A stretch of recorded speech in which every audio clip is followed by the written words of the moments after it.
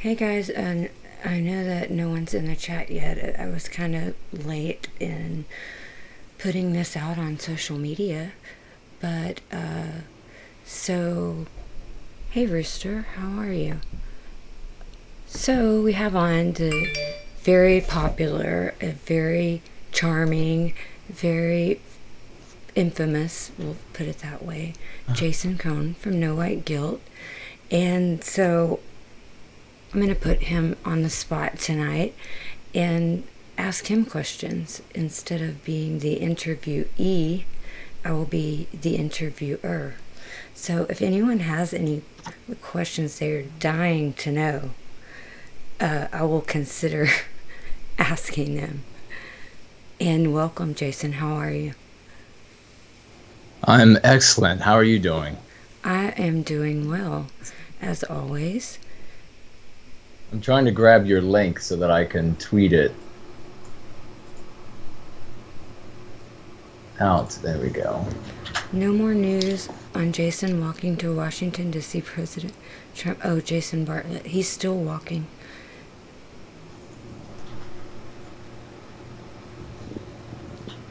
Ravensfly says, I'm listening to you guys low so I can listen to Beethoven's 7th and 2nd movement.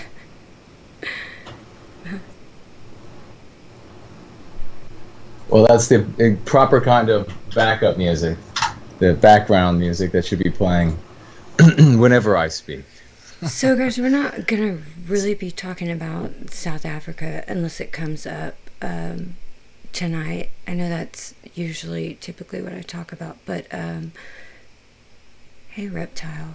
So, I wanted to talk to Jason about himself and his book and some things concerning, his life, because he's always talking about, other things, other issues, other people's problems. So I wanted to give an opportunity for people to hear about him because, number one, I think, oh, my Texas just came out. I'm sorry. Sorry, guys. I just have to laugh. So, first of all, Jason, I want to thank you because I think what you're doing, what Mark's doing, is so important. So important. And there are not enough people doing this, especially men, speaking out in this way effectively. A lot of people speak, but they just spin their wheels. They're not really getting anywhere because they haven't been given the tools to speak effectively and be heard. And I think you guys do a great job at this. And so I want to thank you and say that I admire you very much. And that's why I wanted to have you on. And so the first thing I wanted to ask you is, when did you decide to start speaking out on what you've coined as white well-being, and we all use now, by the way? What was the catalyst, and how has that decision affected your life, good and bad? Well, as I send our stream out to just a few other of my sources, I can tell you it's actually a bit of a story of chance. For me, it started when I was in preschool, at a Christian preschool. So I was just a few years old, and up here in Virginia, outside the nation's capital. And I was in my class.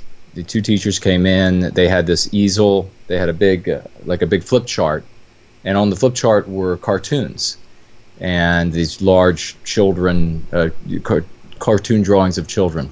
And they were showing us with these pictures good behavior and bad behavior. So toy sharing, toy stealing, cutting in line, pulling hair, all of this sort of thing. And I noticed as these teachers went through, here's good behavior, here's bad behavior, that the bad behavior was always given to the white little boys in the drawings. So it was always a white little boy stealing, pulling hair, and this sort of thing.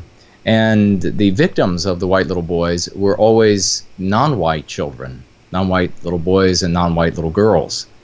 And I was friends with white little boys that were there and the non-white little boys that were there, and I knew that we were no more worse than they were in behavior or anything else. And in fact, there were examples that I had witnessed of them being worse in my personal experience at that age.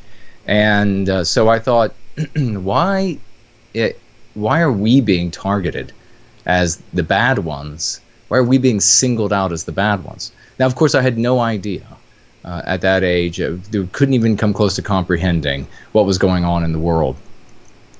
But it did put me on to sort of the devil's tail, if you will, so that I then started noticing these things. And so the next thing was our songs that we sang that at church that were trying to convince us that we were all identical, that we were all the exact same. And I knew, no, we're not the same at all. There are significant differences between myself and my non-white friends and my white friends. And then I noticed these things in the cartoons. I noticed them when I went into elementary school. In the songs we sang there at elementary school, we sang songs about this land is my land, this land is your land, and it was always the your that we were saying. It was ours, and then your land was always a non-white in all of the drawings. And so I thought, well, what is up with why is it that? And then all of the TV shows that we watched, as well as I was still quite young, I noticed the bad guys were always the white guys, and it was always a team of white people. That the white guys, and then this progressed over time too. The white guys that were in the group of the good guys, the good guys would be a multiracial crew, and the white guys that were in the good guy group were always the darkest featured white guys. So they would be darker featured than the white guys who were chosen to be the bad guys. So it would be like the white guy that was the good guy, was dark brown hair. And by the way, my father has dark brown hair, so there's nothing against any of the beautiful shades that the spirit of the West can make our people. They're all beautiful. This was just an observation. And that the white guys who were the bad guys, they would be lighter featured, lighter hair color, lighter eye color, if it were possible, lighter skin. And so I noticed that. So by the time, and I would occasionally, in junior high school, I would occasionally mention these things to my friends, and we would talk about it briefly, and we weren't by any means trying to figure out the world or anything at that point. We were just otherwise just complaining amongst ourselves, like, why is it this the case? Like we knew every time where I would point it out, yeah, here comes the bad guys, before they even show the bad guy, it's going to be a white guy, and sure enough, a white guy would show up. And then I was already onto the little storyline where they had, it was still when I was in elementary school, where they would bring out, there'd be a non-white bad guy, and of course this would be male or female. But then we would find out they're working for a white guy, or they were, their mother was being held hostage by the white guy, and so they had to behave poorly. So it was always something. And so then by the time I reached in Virginia, where I'm from, we separate the schooling in most areas into 3 stages: elementary school, intermediate school or middle school, and then high school. And varying to a little degree, the intermediate school is 7th and 8th grade, so you're looking at around 11 to 13 years of age. When I was in that 7th grade, my intermediate school, 2 grades, roughly about 1,000 students, so it tells you this was not a small school. And when I went there at the very beginning of the year, I thought, all right, especially when I got there, and you can read about this in my book Crucible, which will be later this year published as a standalone edition, but you can read it right now in Born Guilty. It's included in Born Guilty. And so when I got there, one of the first things I saw was in this area called the Commons, where all the lockers were. There was only one image in the Commons, and it was like 8 feet up off the floor, and the Commons was like 2.5 stories tall. You could see all the way up to the ceiling, and this was like 8 feet up off the ground. It was a picture of a bust of MLK, and it was colossal. It was like this thing to worship. You know, it was like this. It was bizarre. You know, it was feet wide and feet tall, and just staring out over all of us. And so I decided in 7th grade at the beginning that after talking with my friends, that I would begin asking the adults, the teachers, the admin, the administration, what's going on with this? You know, at that time, I gave the anti-whites the names of their taking. So I called them liberals, I called them progressives. And when people wanted to disparage them, wherever you heard the disparagements, it was always something that they had given those who disagreed with them the names to call them, things like bleeding hearts, and fill in the expletive lover. It was all of these sorts of names. But I wondered if, in pure innocence, if this was some kind of accident.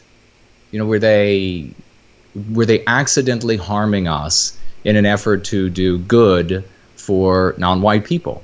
And for example, we had awards at the school that were given out. So we were made aware that at the end of the year there would be awards in all of these different categories. Different students would be getting them, and everybody was eligible for these awards. But there was also special non-white awards that only non-white students could win. And I thought, well, that doesn't sound fair at all.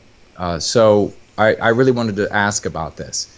And my friend said, no, you better not. You know, something we could already tell by that age. And the response, by the way, was one purely driven by brainwashing, by what we refer to as meme pathogens, this infection with these anti-white ideas. Because I was an innocent 11-year-old. I couldn't possibly have been the harbinger of the ideas of all evil.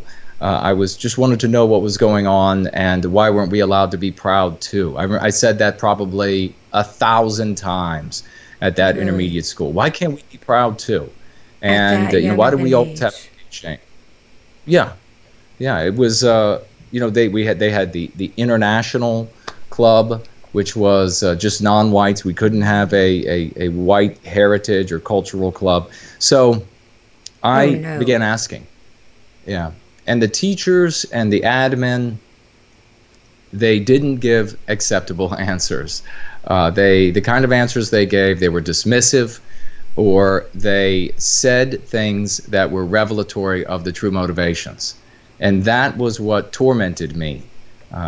Really all the way through 7th grade, 11 years of age to 12, and then 8th grade, 12 to 13, where over that first year of 7th grade, I had to come to terms with the reality that was horrifying, as you might imagine, to an 11-year-old, that these adults, and when you're an 11, put yourself back in those shoes. The adults and the administration, the teachers, they are the authorities as much as the president of the United States, or the police officers. They are the authorities. So when I realized that they weren't doing this by accident, they knew very well that it was harming the white race, and they were calling that harm good. They were calling that harm moral. It was, I can't even explain how terrifying that was. How many nights that I stayed awake thinking about this. How many times I walked home from school, slow as one could have possibly walked, ruminating the reality of that and the ramifications of that, the consequences of that. What was that going to mean for us as a people? Where was this coming from? Was it just in where I was, in the TV that I was able to see, the movies that I was able to see, the books that I was able to see, all the history books, everything about us was evil. I mean, and I would talk about this, and the school was not filled with non-white students, but it was predominantly white, but they brought in non-white students that were behavioral problems from other areas. And the other problem at the school was that there was an anti-white administration, and they were already, even then, trying to remedy this difference in outcome of punishments.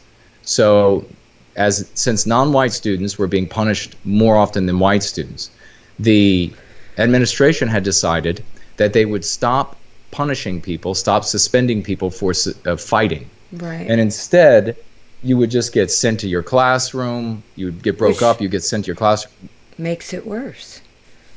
It made it much worse. The worst penalty that you could possibly get if you were fighting all the time would be a detention after school, like 30 minutes. You'd have to stay later after school. So there was really no punishment whatsoever. In fact, it would weigh punishment against the fame that you got, the accolades that you got from being in fights and winning fights. I mean, it was the exact opposite. So they had engendered this desire to engage in physical just fights and disputes, physical disputes,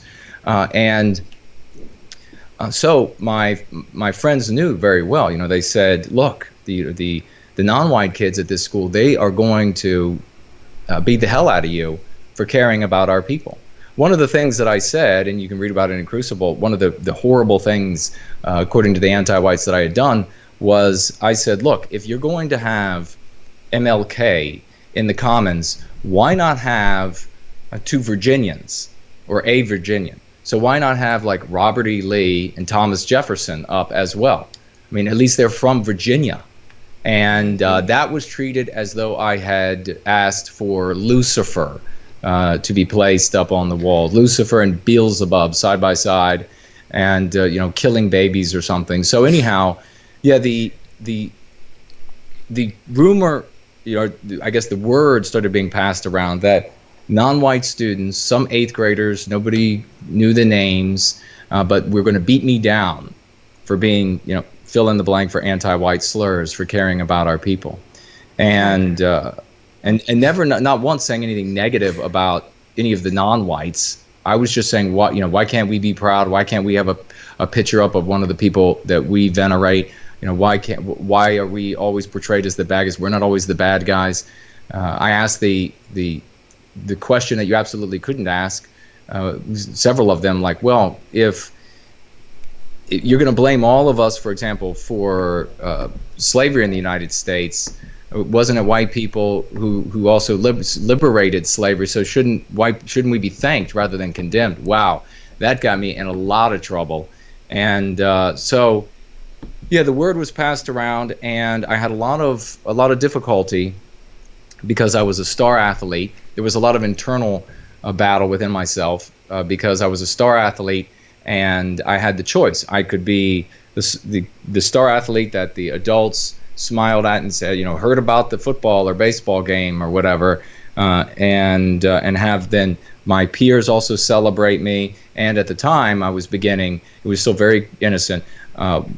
Wanting the girls my age to say hello to me, to use my name, and all the little boys were, and so I could have that, or I could stand up for our people, and all of my friends, including my best friend, all the way up from second grade or so, all the way up, abandoned me, and all my peers abandoned me. The rest of the little boys, fearing the smear and also fearing being beaten down by the non-white students, abandoned me.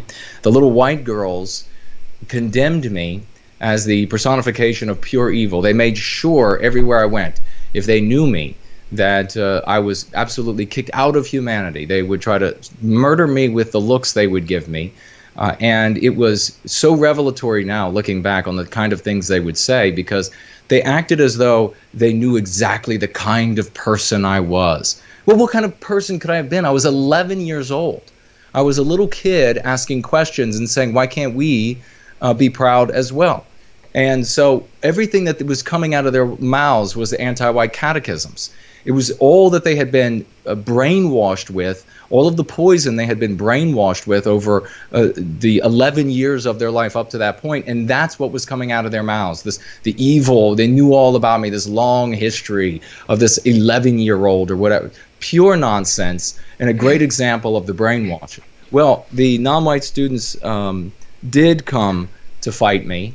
And unfortunately for them, I was a star athlete. I was very fast. I was very strong. And being in football too, I knew how to roughhouse and rolled around on quite a bit of occasions with my friends, playing fight and fisticuffs. So I won every single one of those fights. I had more fire in me to put them down than they had fire in them to come out and defeat the fill in the blank anti-white slur, especially since that wasn't what I was. But make no mistake, though, there was no moment of like movie, television or made for TV movies or silver screen movies. I was, after the first fight, I bawled. I had beaten the guy up, but the energy and the fear and etc. And then it took other fights before I finally was able to get somewhat, I guess, control of myself after the fights. And the butterflies never went away. I ended up in many fights over the next 2 years, never seeking them out. The fights always came to me, and threats on my life that the administration didn't want to do anything about. And so when 8th grade came around, I over the course of the summer, still had these issues, continued to ask these questions. And I decided at that time that I was going to, when I went back to school in 8th grade, that I was going to go back as an unapologetic defender of our people. So I sewed a Confederate flag to the back of a jean jacket that was one of my father's old throwaway jackets, so needless to say, it was too big for me. And the flag was something that we had gotten at a War for Southern Independence reenactment and had been like buried somewhere in the garage at some point. I love that. And so I went, I found that, and I stitched it on messily, and but it made its statement. All of the non-white students at the time, all of the black ones at least, were wearing all of this Malcolm X garbage. And so there was, you can read all about this in Crucible, how it ended up coming to a head. And but I stood up for our people the entire time, and it really was a crucible, an intellectual and a physical crucible for me. Very formative years. It was in 7th grade, though, by the way, when I made that decision. When I was 11 years old, when I made the decision that I don't know what's going on in the world. And this was really has been the trajectory of my life. I don't know what's going on in the world. I don't know how big this is. I don't know where it's coming from. I don't know why it's there. I don't know why it's happening. I don't know why all of my people all around me are so pathetic and they won't stand up for themselves. I don't know how we've gotten to this place. So I knew that I wasn't going to be able to fix everything. I knew that I wouldn't be able to be smart enough or educated enough or strong enough or popular enough to fix it. But what I thought to myself was, there is a spirit inside of us, and I hadn't named it at that time, the spirit of the West or anything like that, but I knew that, and it was that spirit that kept telling me every time my flesh said, Jason, just give in, just say you like MLK. Just say you're sorry for slavery. Just say all of these things, because if you do, then the little girls will like you and they'll say your name and they'll smile at you. Then all of your friends will be able to come. I had a ton of friends. I was in Boy Scouts. It was Cub Scouts before then, but I was in the Scouts. I was in sports. I was involved in many different activities. I had a ton of friends, and then they were all gone. So the flesh kept saying to me, look, just give in, just say what they want, what they obviously want you to say. And then I would give in to myself. There would be like a breaking point, and I would say, okay, that's it. I can't do this. I can't win. It's the entire school against me. I give up. But then I would be in class, and there would be something anti-white. Some peer would say something anti-white, or a teacher would say something anti-white, and there was some kind of something inside of me that just said, go straight to hell. Do not sit there, Jason, and listen to that. Do not allow them to attack our people. And it was that voice I had to give in to every time. It was that voice, even though all of the rest of me wanted to give up so that I could enjoy. Like the other little boys had no character whatsoever. I talk about in Crucible that the little girls were keenly aware. I mean, just a great intelligence, keenly aware of what the system said. This is moral thought, this is immoral thought, this is fashionable, this is unfashionable. And the little girls were just hardcore. We're sticking with what the regime says is moral, we're sticking with what the regime says is fashionable. The little boys had no character.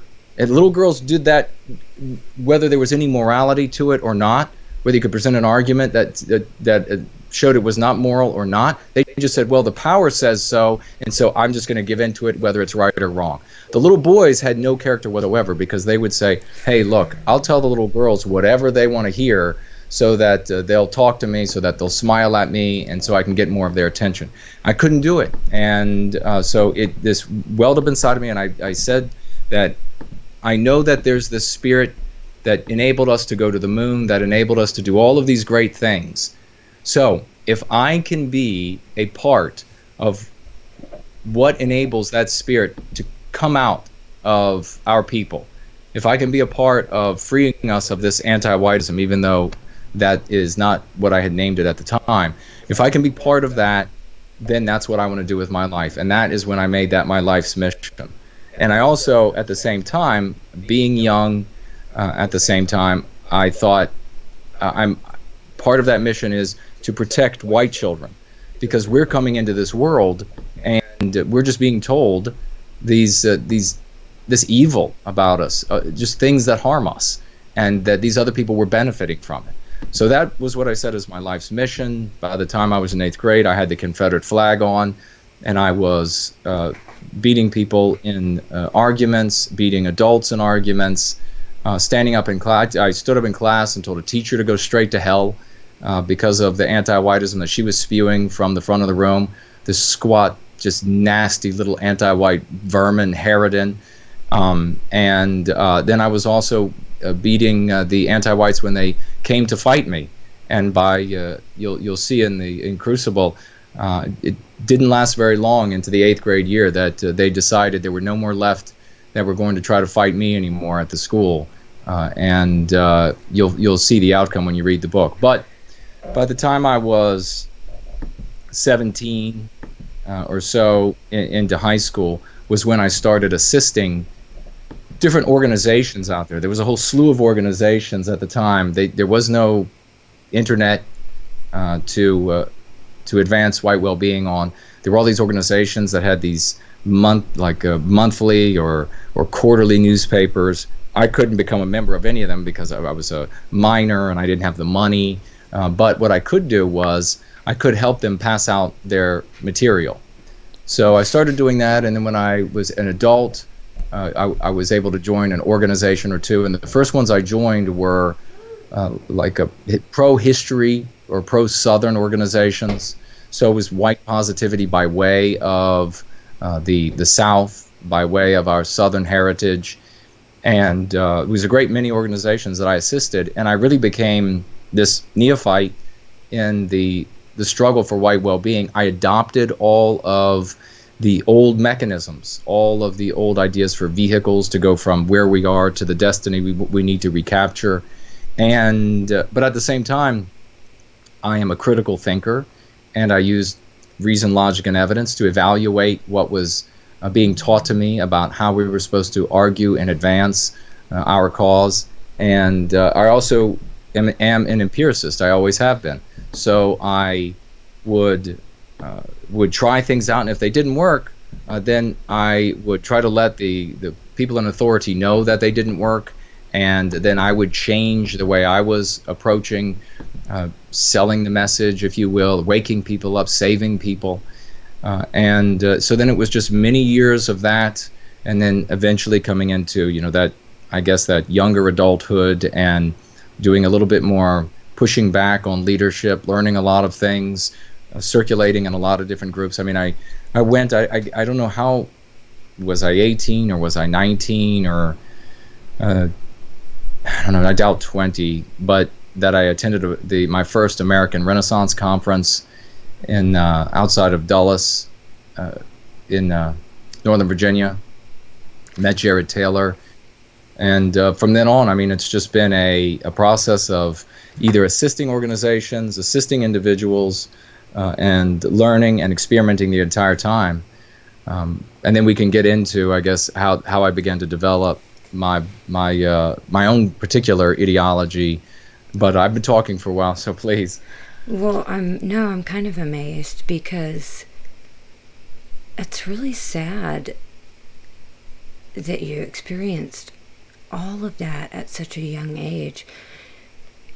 I never realized, because Virginia is part of the South, I never realized that, I guess it was that bad there. Because I grew up with the complete opposite. I've always had the same things. The way I put it is, perfectly ingrained in my DNA. No one had to tell me what was natural.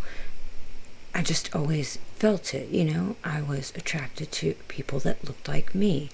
I, never wanted to date anyone, outside of my race, and not trying to be disparaging to any other people, but I believe that is the most natural thing in the world, if that is what you choose, because that's how civilizations have survived since the beginning of time, sticking together. And I had the complete opposite experience. Someone asked in the chat, and that's why I'm explaining. I went to a school where there were no other races, really, of people. When I was in elementary school. So it wasn't that I hated anyone else. I just wasn't ever around anyone else, because that's just what it was like where I lived at. As I got older, there were a few blacks in our school, a few Hispanics, but not very many.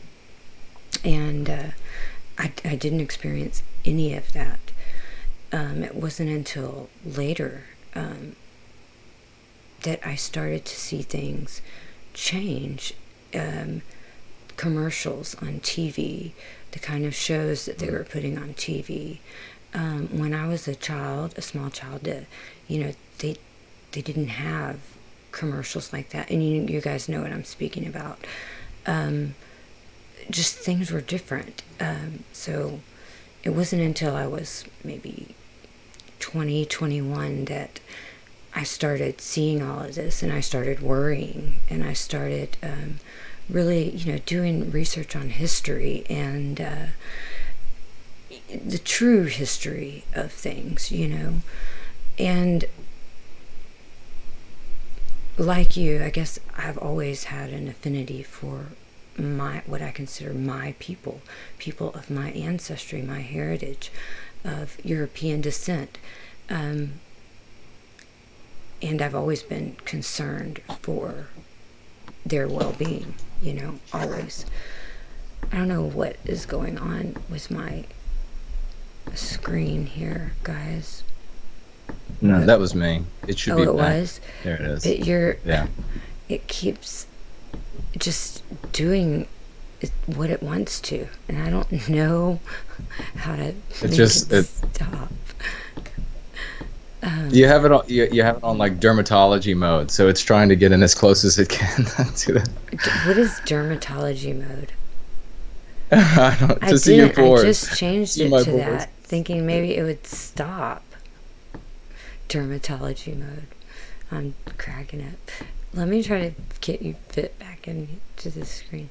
And while you do that, I'll mention here. I see, and I just opened up the chat, and I see Nancy Drew asks, "How did your parents respond to your problems at school due to these issues?" Well, it depended on. It's a great question, and great to see you, Nancy.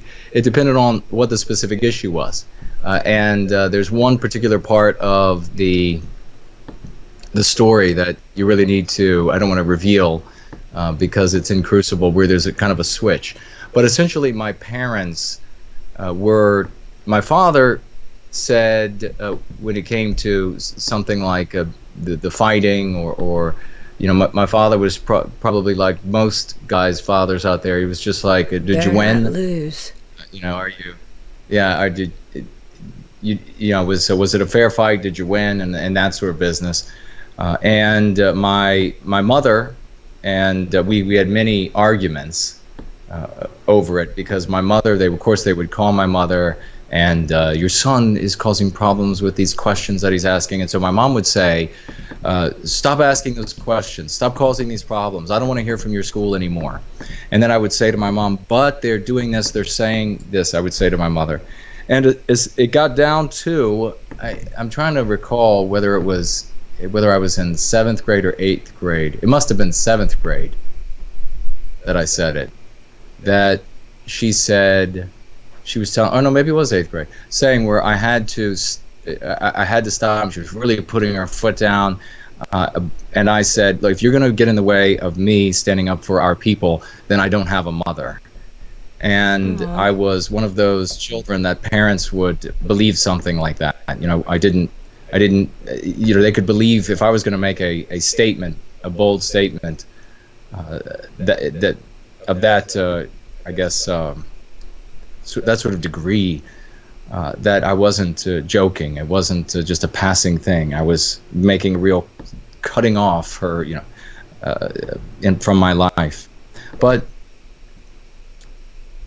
there were plenty of times where my parents, they were, I guess I would say, conservative Americans, and their real big thing was everybody, it needs to be fair for everybody. So there were times when the admin would call, teachers would call, and they would say, well, Jason was saying this in class, he was asking these questions, disrupting things, and my mother would say, well, what are you saying?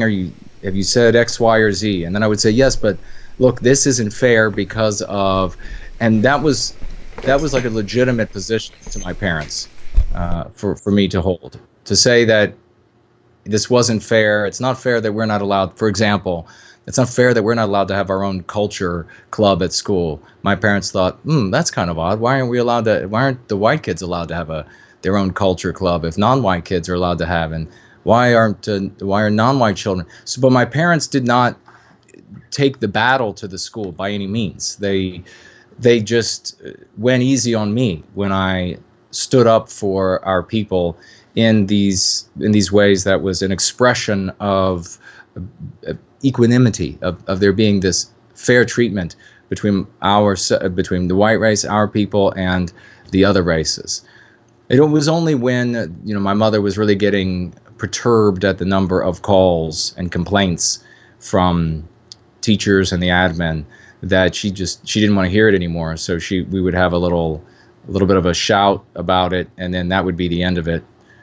But that was really it.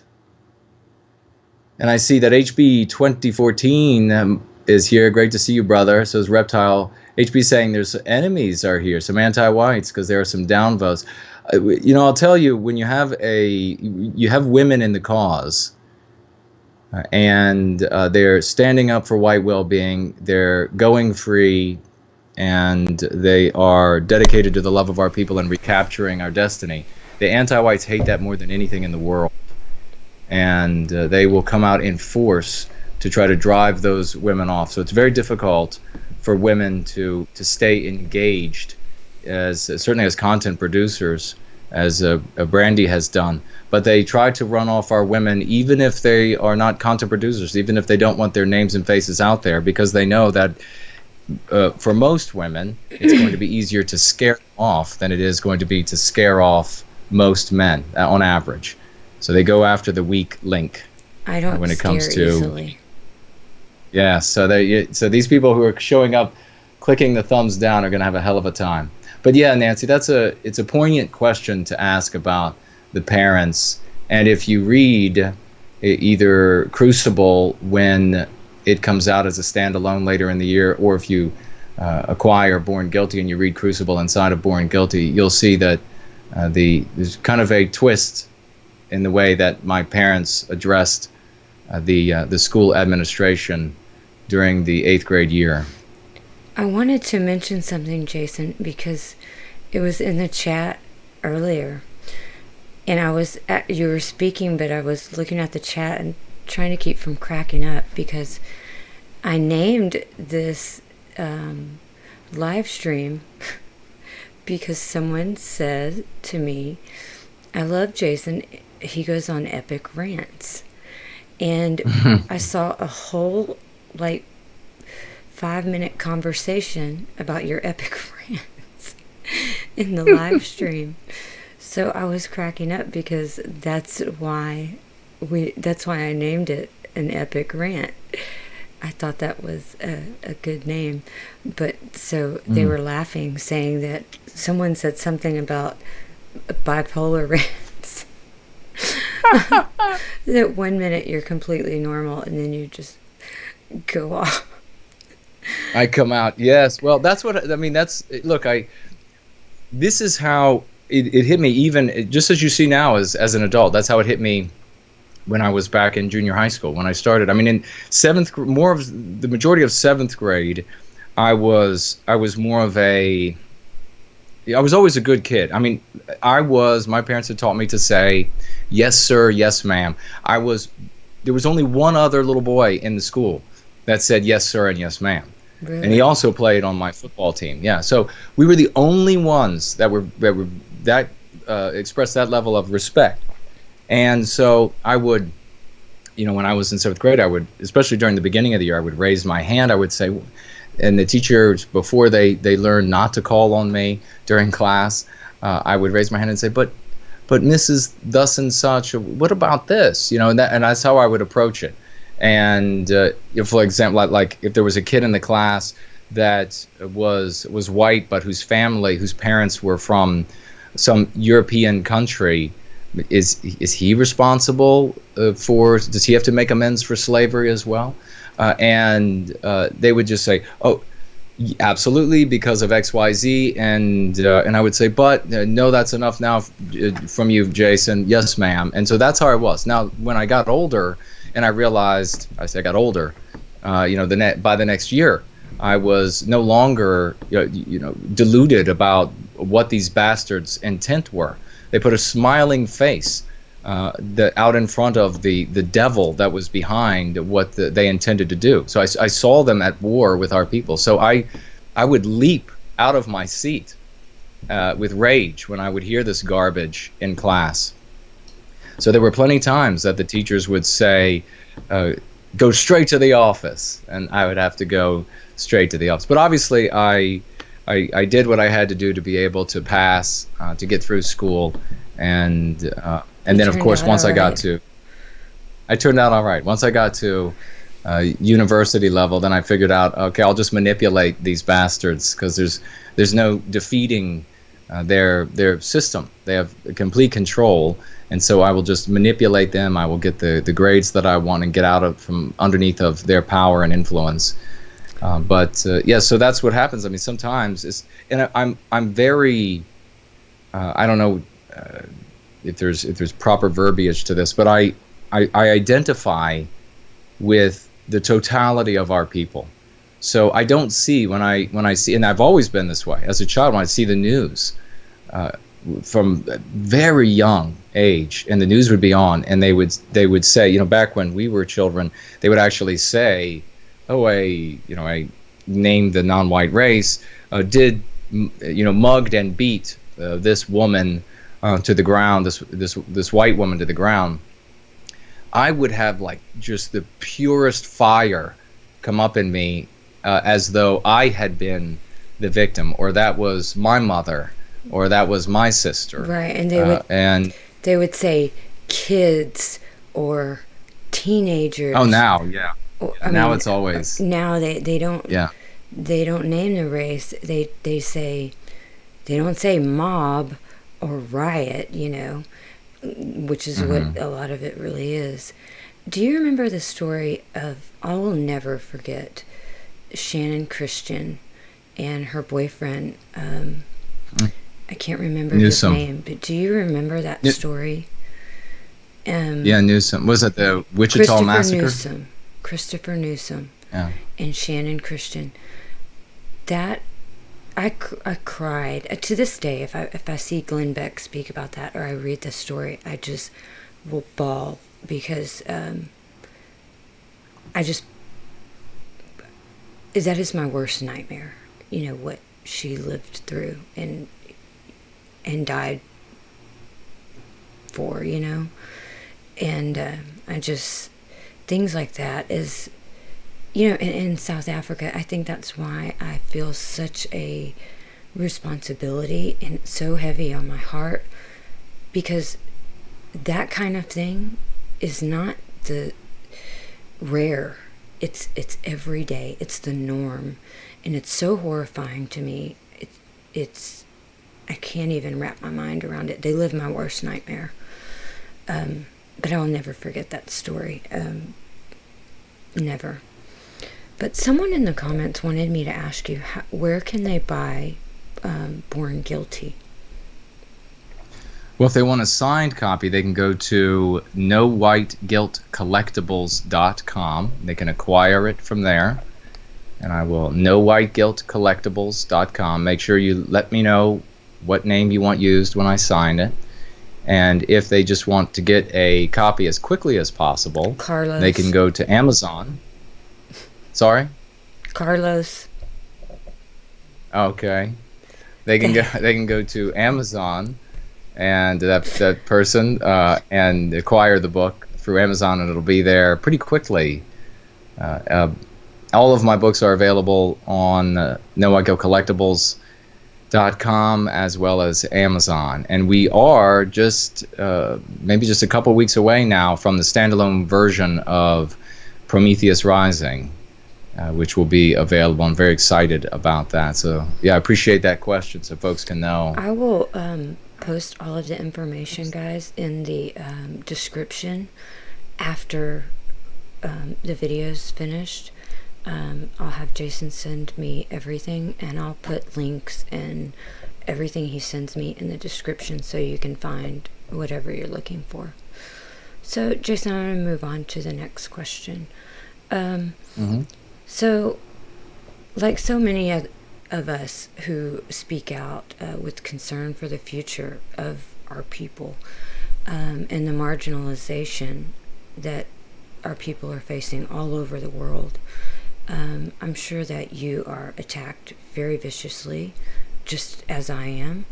And I think that you handle yourself in such a way that I think it would be so valuable for you to maybe give some advice on how you handle these things.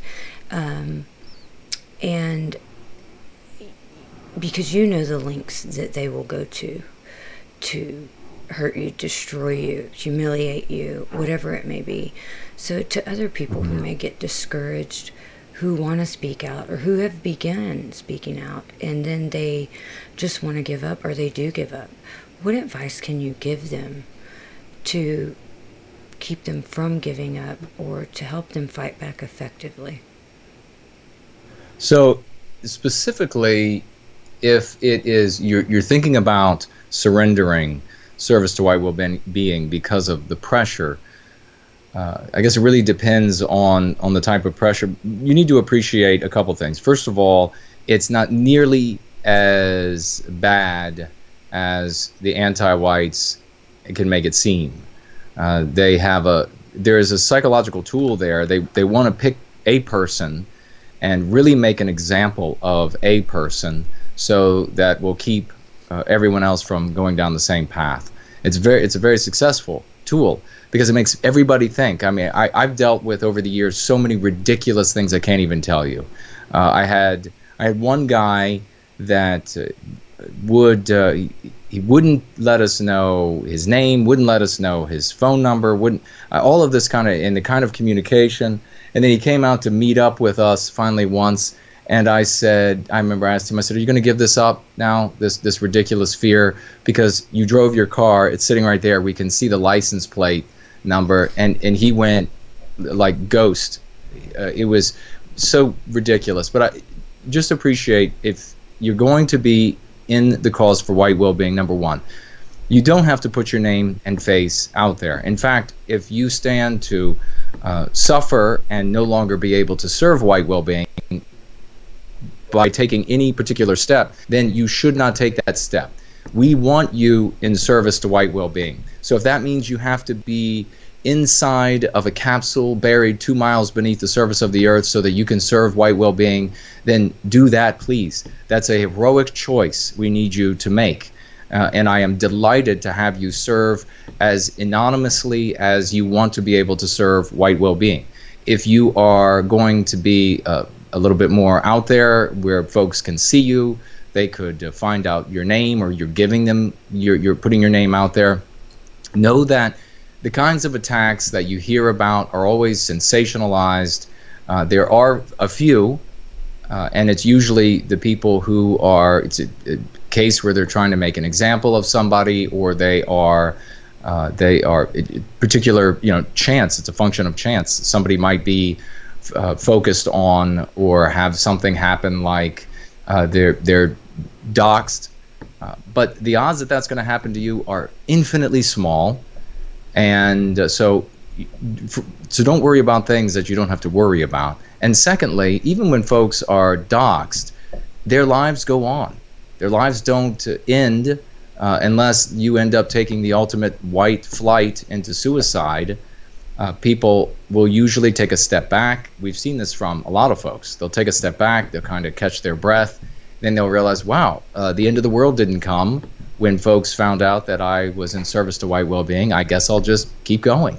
So you need to be focused on the things that are important. I mean, if you have a job where if anybody finds out, and you're working at the highest potential of your training and your education, and this job means everything in the world to you, then obviously do everything you can and double and triple check everything you can to remain anonymous. But otherwise, if you are, if the anti-whites do target you, if they write an article about you, if you get doxxed or something of this nature, the world's not going to come to an end. They just want you to believe that your world is going to come to an end. And you will lose people who you thought were your friends, but they actually weren't. And so that's a good thing, because you'll be able to make room for people who can be genuine friends to you. You can only have so many people you know that you could call friend in your life, and so you want to get those folks out of your life that are not genuine friends.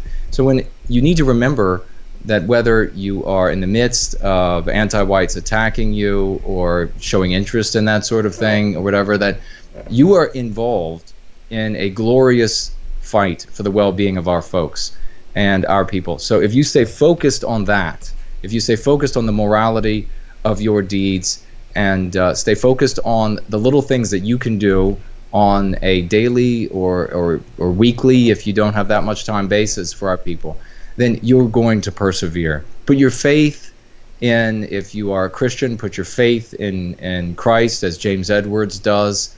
He's withstood Hillary Clinton and the like, saying things about him, and he's withstood his entire church being kicked out of the Congregation of Baptist Churches, the Confederation of Baptist Churches, whole church kicked out. I mean, you would think that, and it would melt and wither lesser men and women, but this, he and his wife Danny have stood up to this with a big smile. They're rearing a happy family everywhere they go. Their lives are full of joy, and they are a great couple to look up to, and a great couple to emulate if you want to know how to respond when the anti-whites are going to put a little pressure on you. Put a smile on your face.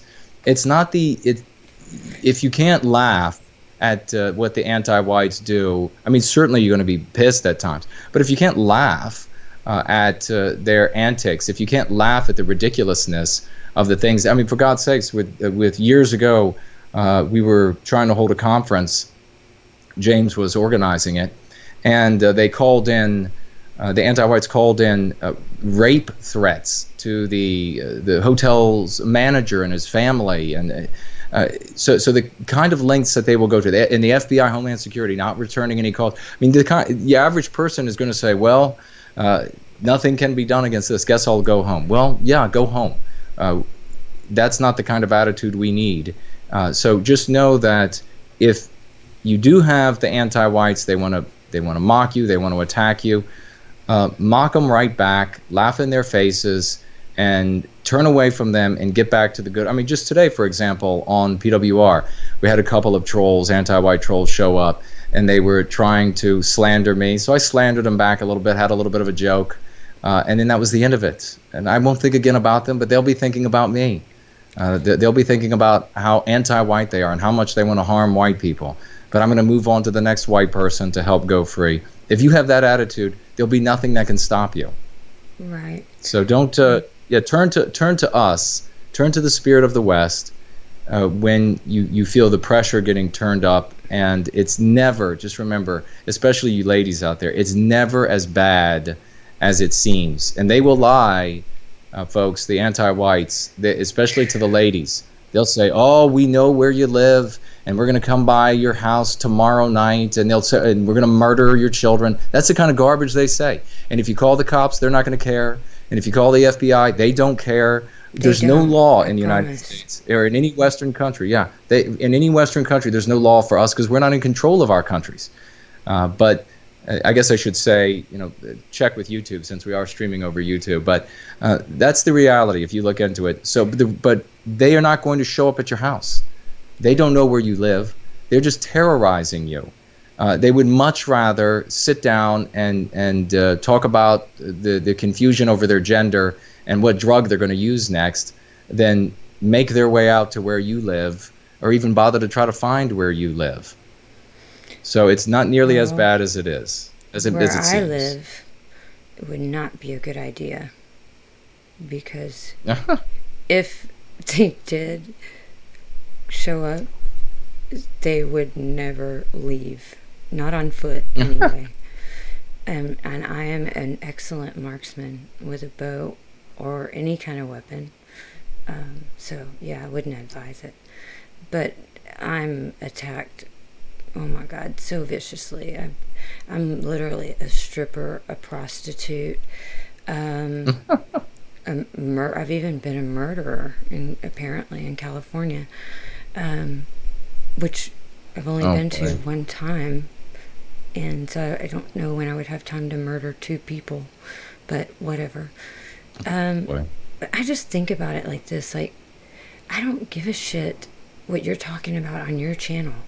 I don't harass you. I don't care if you want to cut your wiener off and dye your hair pink and smoke weed in your mom's basement or masturbate in your mom's basement for the rest of your life. I don't care. I don't have time to go to your channel and harass you. So I always say that people hate what makes them feel small or what makes them feel inadequate. And hate really eats you alive. And that is the drive to come in and harass and, just continue. Because who has the time to do that? Even if I wanted to do it to someone, I don't have time to stalk everything someone says. And people literally do this to me. I know they do it to you. It's like they know everything you say, everything you do. Who the hell has time? Do these people work? Do they have? They're probably Bernie Sanders No, they supporters. don't. They're Bernie Sanders Yeah, they supporters. don't. I mean, they don't. We work for a living. We work for a living. They vote for a living. So they're just sitting around, and they hate white people. And so anybody who would get in the way of them inflicting harm on Western kind and Western civilization, they want to trouble, vex, annoy, terrorize, victimize. That's what they do. It's very predictable. It's also, we retrodict all of their behavior the exact same way. Well, for people that's who the hate world. But white people, these guys who hate white women have a very unhealthy obsession with me. Very unhealthy. Yeah, of course. It's I'm not surprised by that. disturbing. So the next thing I wanted to ask you, thanks for answering that, because I feel like there are a lot of maybe younger people than you and I. I won't say how old I am, but I was told that I should ask you your age. I don't expect you to answer. You never ask a vampire his age, don't you? But thanks for answering that, because There have been a lot of times when I wanted to give up, but I just have in me this: the more you attack me, the further I will go to prove my point and to prove you wrong. And you just make me fight harder. So thank you to everyone who attacks me every day. So the next question I wanted to ask you is, do you think people speaking out or trying to gain attention to these issues whites are facing around the world have a responsibility to speak and act in a way that does no harm? Do you think the language and the imagery used are important? I often try to explain this to people who don't think outside the box, or who are American and take for granted, the freedoms that we have. And they don't understand, that not all people have free speech. And some people, they can go to jail for even saying something. So how do you feel about the verbiage and the imagery put out speaking on these issues? Well, it's been, and this is part of my education in the white positive sphere over the years, was that I discovered, actually, harkening back to my talk about junior high school, I discovered when I was in junior high school that indeed we were living inside of a fictional narrative, which we now call, in Going Free, the anti-white narrative. And the anti-whites at universities and the media, they use the facts, they use the real world. They'll either bury stories underfoot so you never find out about those stories, hush crimes, for example, or they'll write things in the sky if it confirms or bolsters or supports the anti-white narrative. So I was at lunch at school, and I told a group of my peers, I said, don't you all understand that this is a storyline that we're living inside of? We are 11, 12 years of age. We did not own slaves, or we did not fight for X, Y, or Z during World War II, or whatever the other things. We were not colonists somewhere harming poor non-white people here or there. We didn't do any of these things, and yet we're the bad guys. We're the bad guys in a narrative. So we can't make amends for something we never did, but they're demanding that we make amends. That means it can never end. That means it's part of a story. So I told them, I said, look, the children that are here, the kids that are here now in the junior high school, we're the bad guys. The ones that were here before we got here, they were the bad guys, the white ones. The white ones that are here after we're gone, they will be the bad guys. Nothing in this story will change until we get out of that story. And so when I was coming up through, still a neophyte in the white positive sphere, and learning quite a little bit about what works, what doesn't work, there were quite a few methods available. There were quite a few vehicles. There were quite a few different sets of verbiage that could be used. For example, there were those in the academic background, the academic peacocks, as I will call them, that said, well, no, the only verbiage you can use is their verbiage, the anti-white verbiage, because that's the only verbiage that's legitimate, and it's legitimate because the anti-white professors say it is so. And I thought, no, we can't win with this. I've been having all these conversations. It doesn't work. We can't call ourselves these things. We can't call them the names they want to be called. So we would have these arguments. And so over time, I developed I discovered the words, I discovered the arguments that were absolutely feckless, and worse, the arguments and the words, the phraseology that harmed us, all of these things that got in the way of us helping folks to go free, all of these things that got in the way of that and made us look like the ne'er-do-well, the bad guy, the baddie in the anti-white story. I saw the psychological trauma on the faces and in the behaviors of my brothers and sisters out there who said, well, I want to stand up for white well-being. What should I do? And then they look out into the anti-white narrative, which they incorrectly, they erroneously believe is the real world. And then they say, oh, I see. So I'm supposed to get a tattoo that looks like this, and I'm supposed to say these particular racial epithets, and I have to, do these certain things. And then they go out into the world, and sometimes they do research and they find out, well, this piece of history is actually not what I see as the truth, and I have evidence here that it's something else. And then they'll look out and they'll say, well, actually, this symbol means something different than the anti-white, or than all of those liberals or progressives want it called, or want everybody to believe it is.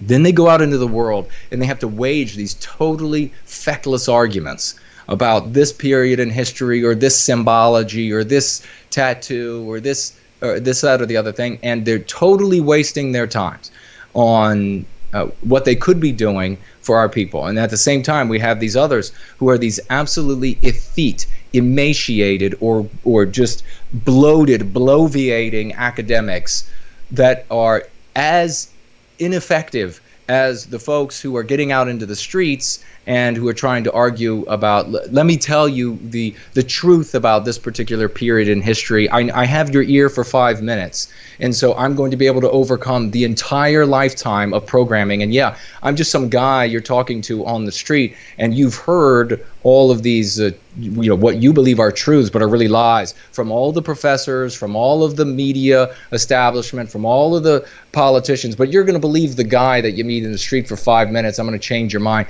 To me, it was just absolutely maddening to watch these abject failures performed by folks who were, had doctorates, had master's degrees on one end, all the way to this other end where they had, maybe they didn't even have a GED. They just dropped out of high school, and they're still, and you don't need to get a GED or a diploma and rock in life. I mean, I have a cousin that dropped out of high school, didn't get a GED, became a millionaire, second cousin, but or very close to being a millionaire, so did very well in life.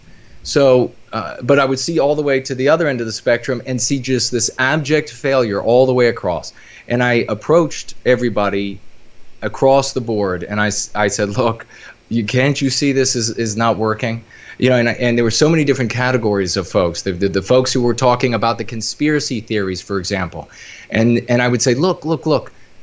The outcome of people believing what you have to say is that they end up sitting on their ass and shaking, trembling at home. That's not going to get us to victory. That's not going to get us to the recapture of our destiny.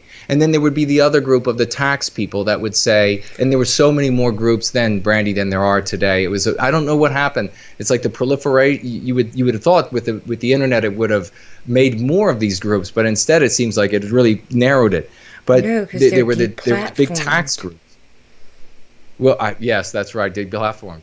But there were these there were these tax groups where they would say, "Oh, no, the way to take this back," and it was always, it was always the unspoken, the tacit position, I guess, message and objective was, this is for our people. We want a Western civilization. We want to continue. We want to preserve our history, our heritage, our lineage, who we are, what we are. And the way to get there, these particular folks would say, is you can't pay your taxes. I attended these people's meetings. I read their literature, and they said, well, if you're paying, first of all, they had all of this stuff you had to read through to understand that you're actually not legitimately, there's a corporation here, and you're not really part of the corporation, and you didn't sign the agreement, so you're not subject to the agreement, and all of this garbage. And then they get to the end of it, and it says, well, if you're paying taxes, then you're funding what they're doing to you. Well, that might be true. But what's the outcome of advancing your agenda? The outcome of advancing your agenda of don't paying taxes is you all go to jail. And that's what happened to all of them. All of the leaders, all of those folks, they all went to jail. How well are they doing for white well-being there? There were the groups of those out there that said, well, the end is coming, and we still see a lot of these cravens. And they said, we have to be telling everybody that the end is nigh. And it was always another end is coming, just like with COVID-19. It's another end. It's another world currency. And this is why I said the other day I got a little fed up because we were on with Mark, and we had on the iconoclast, and he started mentioning the thing about global currency, digital currency again. And I got a little irritated, got a little vexed, because I think he's probably a young man. I don't know how long he's been in service to white well-being, but I have heard this 10,000 times in my life. The people saying, well, that's it, here comes your global currency. Every single time it doesn't come.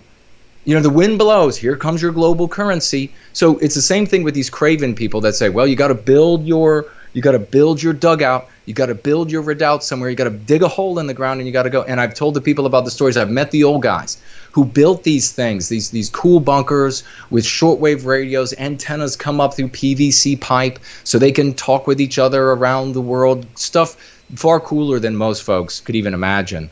And they spent all this money on it, and then the one guy, really poignant story, the wife and the children became vehemently anti-white. He spent all his time preparing with this idiotic bunker that, by the way, all he was doing was building an elaborate mausoleum for himself.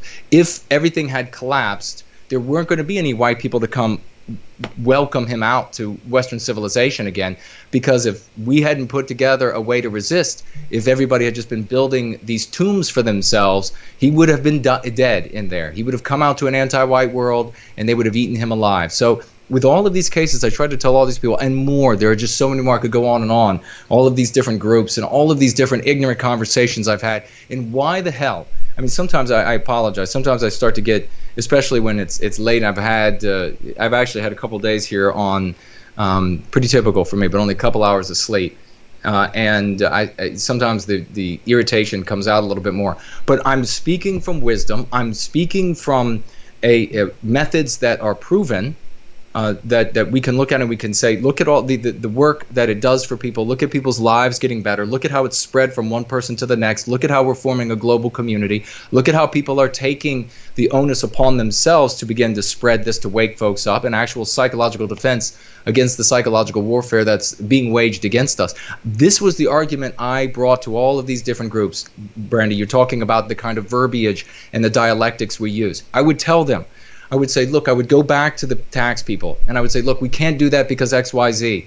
And then they would say, otherwise intelligent people. And I don't know why their heads are so far up their asses. If the tax thing became their thing, or the Craven thing became their thing, or the Civil War thing became their thing, or the Y2K thing became their thing, everybody's head is so far up their ass that even when logically something is broken, or the folks that, and let me just tell you, this endless pedantic prattling that just absolutely suffuses the white positive sphere like the mephitic fume in an outhouse. I mean, it is absolutely just putrid that so many of these folks, and I stood up at more than one time, but I stood up at one conference and I said, you all are so smart. You are just, everybody here is such pedantic, just brilliant folks. You know about every philosopher, you've read every book, you got so many degrees, and while you all sitting here outdoing each other on how smart you are, how many different philosophers you know, and still people are doing this. Still across the internet. People are just what is the solution? talking about just one philosopher after another philosopher after another philosopher after another period in history after another period in history. And I said, you all are so smart. While you all are outdoing each other and preening yourselves with your academic degrees, the anti-whites are in every other city across this country talking about and strategizing how to slit your throats. And I walked out of the room, and guess what? Not a goddamn one got it. Not a goddamn one came back to me and said, Jesus, that really was meaningful. And yeah, we should give up this idiocy. And you know why? Because these people are cowards. That's why. You have content producers now who get attention, they get money, but the biggest thing is attention, because there's very little money in the white positive. There's always been very little money in the white positive sphere for anything. So it's mostly just about, this person is so smart, just continues. This person is so smart.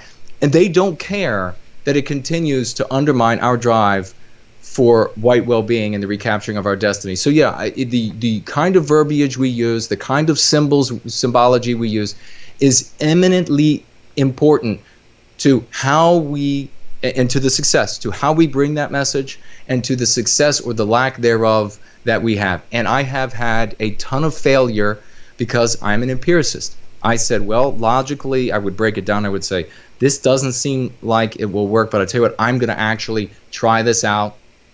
I actually, with others in the white positive sphere, conducted experiments in towns across Virginia. We would try different leafleting. We made up fake organization names because I wanted to see the response, what kind of verbiage we could use to get the response. I had police chiefs call me. I went in to talk with one of those police chiefs, and I won't give the loser's name right now, dirtbag. But they drove by. They drove by in a car. These losers, all white too. These absolute losers drove by in an undercover police car with, I don't know, maybe the town could only afford one of them because they had like 7 agents in one car. It was ridiculous. To come and get a good look at my face as I stood out by the place that the meeting was supposed to be held. And I just smiled at the losers because it'll be their wives and children and all that, grandchildren, that'll be lives ruined if I don't wake our people up. But we subjected, and we continue to subject the methods we have, the vernacular that we use, the dialectics that we use, to trial and error in the real world. And the things that don't work, we get rid of. The things that work, we amplify. So you had asked, you had messaged about it, like my phrases like white well-being and anti-white. And for example, I began using anti-white at the early 90s, and nobody was, at the time, people were saying, all of the smart folks, the folks who had been in it forever, in the white positive sphere, they said, well, you have to call them, if they're Marxist, then you have to say Marxist. If they're an economic Marxist, you have to call, and if they are second wave feminist, then you have to specifically delineate that. Now, are they a communist? Are they a Leninist communist, or are they a Trotskyist communist? And so I went through, I learned all of that useless garbage and applied it, and it all failed. And then you know what I did? I said, well, bright people, whether they are welders or accountants or whatever they are, they don't have time to study this like I have and like all of us have. So I'm going to say that these people are anti-white. And I said it the other day, and it's something that I brought back from the past, from a long time ago. I used to say that if Martians invade Earth, they're anti-white. If they're harming us, they're anti-white. I don't care if they want to be called the galactic angels of the Milky Way galaxy, or if they want to be called some weird sound that sounds like we are hawking. They are anti-white to us, because on many layers that functions to preserve who and what we are, unite us as a people, unite us as victims of an aggressor, and then enable us to defend ourselves as a group, and thereby enables us to see our personal well-being by way of our group's well-being. So it is the words we use, the dialectics, the lexicon that we use, and we refer to these, by the way, as meme curative, MCs. These are the exact opposite of the MPs that anti-whiteism infects you with. These are the things that will liberate you from the chains that are wrapped around your body right now. So,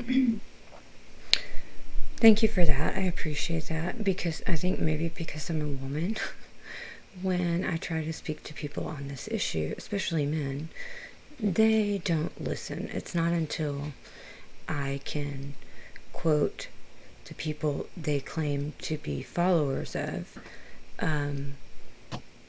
and their advice, that they actually take a step back and say, well, maybe you're right, you know? So I just felt it would be important to have you, as a man, speak on this. And there's something else that I want to ask you to speak on. And there's someone in the chat, and I was actually looking for a quote from this person, Ironclad Texan, that he read to me the other day. A woman in, it's a part of their kindred, is like really having some issues, and she was going through some things herself, and she wrote something, and he read it to me, and I thought it was so, I related to it. It was me, and it's probably a lot of other women, how we see ourselves. And I was looking for that quote, but he didn't get it. But so that leads to my next question, though, because I just saw someone in the chat, and a woman, and she was, speaking a little bit down about herself, about the past, and I don't like that for women. I feel that we have enough shit on our shoulders, enough unrealistic, expectations, whether it be from men or whatever. We have a lot of stuff that we deal with, to be so hard on ourselves. And I wanted you, as I feel a strong and honorable man who fights for the future of white children daily, I would love for you to speak directly to the women listening and tell them how important they are in securing a future, for our children, and how much value they hold. Some may not know this, and maybe no one's ever told them. And I think that maybe you could make a difference for them. Yeah, absolutely. I can speak to that. The women in the white positive sphere are, the importance is as great as the importance it is to have men involved. Men and women are puzzle pieces, and we fit together physically, we fit together mentally, we fit together spiritually, we fit together emotionally, and when we are absent of one, we are not whole, and we cannot continue the mission. The white positive sphere, one of the things that I wanted to change, and we are changing rapidly, is that the white positive sphere has been composed of people who are singles. They might be married singles, but they're still singles. And by that I mean that the whole family is not going free for white well-being. So the fact that a man is involved here or there, or a woman is involved here or there, they're really just cycling in until they die and move out of the sphere and then die, and the work that we're doing is dead.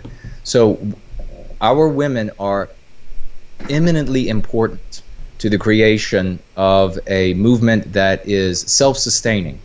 We need our women so that men and women can come together in the creation of families in service to white well-being, and that becomes the heartbeat of an entity that will live long after we're gone. It's going to be the only way we're going to be able to preserve and protect our children and all the generations that are yet to come, the generations that will write stories about us, that will remember us for the efforts that we made and the sacrifices that we made for them, just as we remember all of our heroes of our people from the past. So there are movements in the white positive sphere, there are spheres inside of our sphere that will attack women. And in fact, we're seeing a bunch of these idiots come forward now with certain problems that we've had the past couple of weeks, saying, "Oh, you see, this is women in politics," or some kind of garbage like this. Women are going to have access to men, whether women are allowed to be in politics, whether they are allowed to be anywhere near politics or anywhere near positions of power. They will continue to influence, and their influence is going to either work for the benefit of our people or for the ill of our people. So all of these people who want to denounce women, who want to trample on our women, who want to disparage our women, are just continuing the stage that the anti-whites have built for us, to have our women undermining all the work that any of the men will try to do for the preservation of our people. You're not going to live, you're not going to be alive without a mother, and you're not going to be able to reproduce without a woman. So you're going to have women in your life if you're a man, unless you're looking for some bizarre, and I don't know, some of these, like some certain content producers that have been relegated to DLive and nowhere else, that go on and on about how much they dislike women. And maybe those content producers, they want some sort of leadership made up of homosexuals, and that somehow will then be immune to the influence of women. But there will be families, there will be involved, and families are composed of women, and they will have access to the men, as I say. It has nothing to do with women holding positions of power, and we need to not have these idiotic discussions anymore about what things will be like at some point in the future if we recapture our destiny. We need to focus now on going from point A to point B. and that is becoming this increasingly a global people that has many countries, as I say, and identifying our personal well-being and safety by way of the group's well-being. And central to that is that puzzle piece that is composed of men and women. It's not going to just be men and women are some afterthought. They're going to be part of that. Now, some of those women are going to be wonderful mothers and wonderful homemakers, which, by the way, is a job far harder than most of the jobs that you can find in a modern economy. All of these different jobs where you sit in a cubicle all day long, or you move a lever back and forth all day long, that is infinitely inferior to a homemaker who, whether it's man or woman, that's being a homemaker, taking care of the children, medicating, feeding, running the affairs of the house, etc. All of that is a very difficult job that takes intelligence, ingenuity, creativity. It means going without sleep. So we need these homemakers. They're every bit as important. So some of these women are going to be able to be wonderful mothers, wonderful wives, very supportive of our heroic men that are out there on the front lines. But you know what? Some of those women are not going to be able to be mothers. Maybe there are going to be reasons that are biological. Maybe there are going to be reasons because so poisoned with mean pathogens that she can't get along with a man. There are going to be these sorts of reasons. And when there are women like that who aren't going to be able to be wonderful mothers, we still need to embrace them. That's what we do in White Wellbeing. It's a movement of redemption. So if you have a past, everybody does. Everybody has skeletons in their closets. You're welcome here as long as you serve White Wellbeing. And if you're a woman who, because of the brainwashing, because of the mean pathogens, you can't get along with a man, or you can't be a good wife, or you can't be a good mother, and you want to serve White Wellbeing nonetheless, you're welcome here. And you know what that's going to do? That's going to open up, and for all of the guys out there, I take great pride in all the successes of our heroes, our adventurers, our creators, our scientists, all of our warriors, everything you can imagine. And if you look back, guys and gals out there, you'll see some of those out there of our great white heroes were white women. And so some of these women who step forward and say, I'm not going to be able to be a mother because a man can't get along with me, and I couldn't get along with a man after so many years of anti-white brainwashing, but I am a hell of a scientist because of my education, or I'm a hell of a poet, or I'm a hell of a painter, or I could do this or that. Then we want, or a singer, musician. Look at all of these wonderful people who have come in since I have thrown open my arms to all of these different people. We're going to have Hireth on Friday. So day after tomorrow at 5 p.m. on my channel on tap, Mr. George and I are going to be interviewing Hireth. Would she be in a Fuentes community? I think not. He's not going to welcome her in.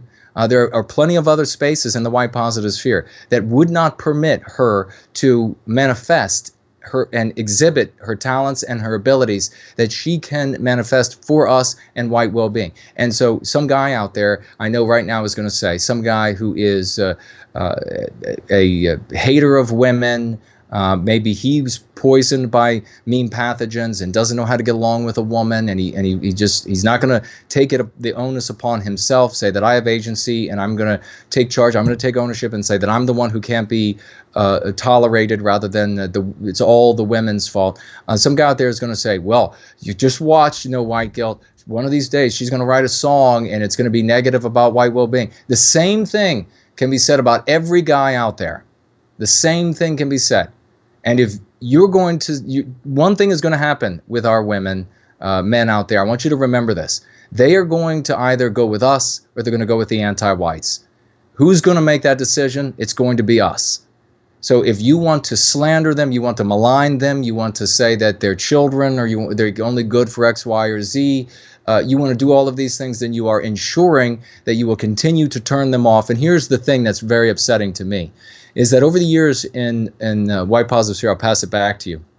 Over the years in the White Positive Sphere, I have seen a great many white women who want to come forward. First of all, the majority of them are not coming forward and participating in these conferences because they're afraid. They're terrified of anti-whites. far more so than men. So when you look at these conferences, and look at all of these idiots who have run these conferences, and anti-whites, these guys who want to be interviewed by regime's media, and the anti-whites put a microphone in their face and they say, well, why aren't there any women here? And then they always say something nowhere close to reality, and the reality is something that makes anti-whites look bad. And that is like, listen, pal, they're not here because you people are always terrorizing them. You're threatening to murder, you're threatening to dox, you're threatening to impoverish, you're threatening to assassinate the characters of. Women care about these things. They're afraid to show up because of you. So that's the first thing. That's the first reason women don't show up. But the second reason is that women don't show up occasionally is because there are guys in the white positive sphere, like the ones I was just describing, that just simply don't want them present because they're females, as though having male genitalia somehow automatically makes you right. Well, I'll tell you what, there are plenty in some of these other spheres inside the white positive sphere that have male genitalia that I would not want around. And there are plenty of women out there that I would want around. And by the way, because we are a movement of, in service to white well-being, we're a movement of love, we have far, far more women than have ever shown interest or been welcomed into the white positive sphere. And as a consequence, we are something that is transformatively different, that nothing that the others have done before is anything like this. So yes, Brenda, you're absolutely right.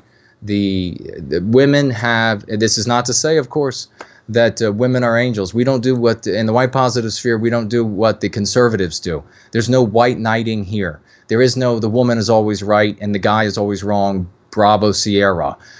There are good women, there are bad women, there are heroic women like Phyllis Schlafly, there are women who are demons, and we recognize that women are capable of all of the evils that men are capable of. They're capable of all of the underhandedness and deception that men are capable of, and so we view people according to their fruits of their behavior. And we also at the same time, speaking to the events recently, we are also going to protect everybody from predation within our community, whether those people who are being preyed upon are male or female, and whether those people who are doing the preying upon others or the predators are male or female. We are going to move to protect those irrespective of their sex. So everyone is welcome here, and it's actually a great question. I thank you for asking it. He actually sent me the quote, so I want to read it very quickly because it really touched my heart when he read this, and I think a lot of women will relate to this because I do.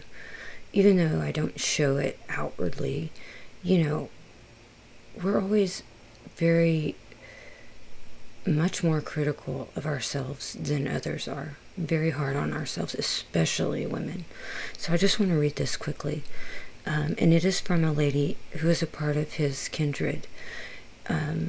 So she writes, he said she posted a photo of herself, and she wrote, I have hated this woman. I have not loved her at full capacity. I've fed her lies and told her she wasn't good enough, and have allowed others to tell her she wasn't good enough. I've allowed her to be broken. I've allowed others to treat her bad, even though she supported and went to battle for others who won't even stand for her. I couldn't stop individuals from abandoning her, yet I've seen her get up and stand to be a light to the world and love others despite all of that. This woman has screwed up many times as a daughter, mom, or as a friend because she doesn't always say or do the right things. She has a smart mouth and she has secrets. She has scars because she has a history. Some people love this woman. Some people like her. Some people don't care for her at all, including her own. She's done good in her life. She's done bad in her life. She goes days without makeup or shaving her legs. She is random and sometimes silly. She will not pretend to be someone she's not. She is who she is. Every mistake, failure, trial, disappointment, success, joy, and achievement has made her the woman she is today. You can love her or not, but if she loves you, she will do She will do it with her whole heart, and she will make no apologies for the way she is. This woman is a warrior. She's not perfect, but she has a lot of worth. She's unstoppable, gracefully broken, but beautifully standing. She is, I'm sorry, I can't see. She is loved, she is life, she is grace. She is woman standing strong. And I just thought that was really beautiful and heartbreaking at the same time, because I think a lot of women relate to that. So I wanted to read that because I don't like to see other women down themselves. I definitely do not like to tear other women down. My goal is to build them up. Unless you viciously attack me, I would never try to tear another woman down. I see the beauty in all women, and I think that everyone has value. Every woman has value, maybe some in different ways, but we're all beautiful in some way. And I wish more women could see this in themselves. So Well, if you're a white woman, when I talk about all of us, it includes the women. If you're a white woman, you have the spirit of the West is inside of you, and you have access to all of that potential that all of our greatest heroines have ever accomplished. And know this: the one thing that truly makes the white woman, and this is something you, as white women, you really need to I think that this should really be the one of the most important things, if not the most important thing, for a white woman, if she's able to have children, and does, is to really appreciate that a white woman. Look at all of our greatest heroes in history, the men that have accomplished so much. And we know, it's just a fact, that all of the inventions, the creations, the vast majority of it, just the heroism on the battlefield, heroism in many sorts of fields, going to space, everything, explorers, have been white men.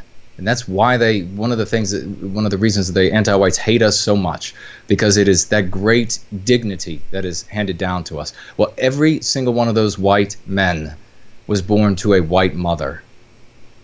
White women are the finest things that have ever graced, the finest creature that has ever graced planet Earth, because she is the only creature that can give birth to a white man. And that is the being that has done all of this for all of the world, accomplished so much. So there is only one source for all of that, and it's the womb of a white woman. If a white woman embraces truly that holy position, then I think we'll bring forward a great many more heroes in the years to come. well said, Jason, as always. And I completely agree with you. I think that white women sometimes, many of them don't realize that we really hold the key to the future of our people. We are the givers of life. We are the teachers of our children. And if more people took an active role in teaching their children the truth and not letting them be brainwashed and indoctrinated, take the time to do it yourself. Don't be too busy. I know a lot of people work, but you have to shape your children's minds, not allow someone else to do it. Mm-hmm. We literally have the power to change the next generation, and that is a great power, and you have a great responsibility as mothers to do this. And I hope that more white women will take an active role in shaping their children's minds, because they are our future generation. And with that said, I'll get off my soapbox. And there's only two more questions I want to ask you. This has gone a little longer than I had intended, but I think it's a great conversation. That's. I can be loquacious, so I apologize, especially when I get passionate. But it's okay. I'm the same. I want you to talk a little bit about the book that you have coming out, because you've spoken about going free and what is the other one? The books you already have out. Go Free is the workbook. Go Free is the workbook, and right now that's in the second edition, iteration 1, and be working on iteration 2 soon. Born Guilty, right. And that is my main book, and that is a frame narrative, experimental literature book. And then I also have a comedy book called It's a Comedy, Damn It. It's a novelette. Okay. So those are the books that are already out. And as I said, guys, I will put all of the information in the description. But tell us a little bit about the book you have that is soon to come out, that you were able to spend a lot of time working on, being locked up. Mm-hmm. Locked up, yes. Not in prison, but it was sort of like prison, though, in the house. You know what I mean. Locked in your house. Yeah, some folks will probably be like, when was Jason locked up? Didn't know that he was in jail. No, haven't been there. Not yet, thankfully. I've steered clear. But, it is Prometheus Rising. And this is a didactic story. It is obviously, it's fiction. It's intended to teach us about ourselves. It tracks a narrative arc from the beginning of time, and I rewrite the story of Prometheus. So there are similarities, but don't look for some sort of similar route or identical route to what you think you know about Prometheus, because, as I say, I'm rewriting the name Prometheus, the god Prometheus in this story. He is the creator, the primary creator of the universe and all there is, although other gods play a role in the story. He is the creator of the Promethean people, which are us. They stand in for us in the story. And he has conflicts with the other gods. And then there are conflicts between us and these other races that are created by other gods. So we don't have a similar god in this story for us as for these other races of man. And it tracks that narrative arc from the very beginning of time all the way up to the present. So it is obviously an expansive story written with that in mind, so that I could write more stories within that universe of Prometheus Rising. And essentially you see the Promethean race come into existence, and then you follow their struggles, their victories, their defeats, and etc., all the way up, as I say, to the present. And these are more, of course, times that are earlier in history than what we have here recorded in history. So they're prehistory, if you were to place them in a timeline or a parallel timeline to reality. We're very excited for this to come out, because there is a couple pieces of artwork in it, and I always celebrate the works of others where they perform in service for white well-being. We had Groundhog Fury, who came to the rescue like a genuine knight in shining armor when the creator of the cover really dropped the ball, the original creator, and who was someone who was not he's a white individual, but not in service to white well-being. But Groundhog Fury showed up and offered to take a stab at the cover, did a absolutely magnificent job, and I can't wait to reveal it to everyone. He also did an additional sketch that is inside of the book toward the back that is magnificent. And then we had Ezra, who stepped up and did drew a sketch that is a drawing that is going to be available and something I'll talk about in just a moment. But part of that, of what he created, is in the front, on the inside of the book as well. And the story has been so efficacious in service to white well-being that some musical geniuses have stepped up to help magnify its effect. And that's the exact kind of thing that we need to have happen. So we have Luke Mason, who has shown up and has begun an album that tells the entire story of Prometheus Rising. And I think he's working on the fourth, maybe, or the fifth song now. I think it's going to be 10 pieces in it. All of them have been magnificent so far. Parental has also created some pieces, another musical genius. We have, finally, for the first time, very talented people that are identifying something that is working, and they're putting their shoulder behind it. And that is something that another group out there, which we won't mention, but another group out there, small group, has no power except all the power in the world. They always are able to do this. When one of their members comes across a bright idea that works for their people's well-being, then other members of their community who are bright and educated or have some sort of innate talent in a specific field, they will step up and they'll say, I will put my abilities behind what you're doing because I have the intelligence and to see that this will work. And I'm also not going to allow my ego to drown out the work that we need to do for our people. They essentially realize that they are going to be celebrated by putting their shoulder into something that's going to work ultimately. And so this has happened for that group all the time. It's something that has not happened in the white positive sphere because you have so many people who just want to aggrandize themselves by different means.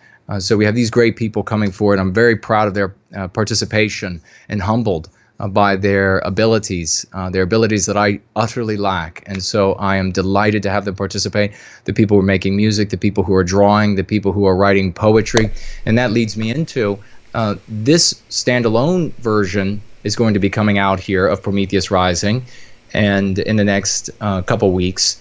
And then I'm going to be working simultaneously on the audiobook version of it, which is thrilling for me to be able to work on, because I wrote this story in sort of a, I guess one professor that looked at it, I think he called it Middle English prose, and it's very lyrical.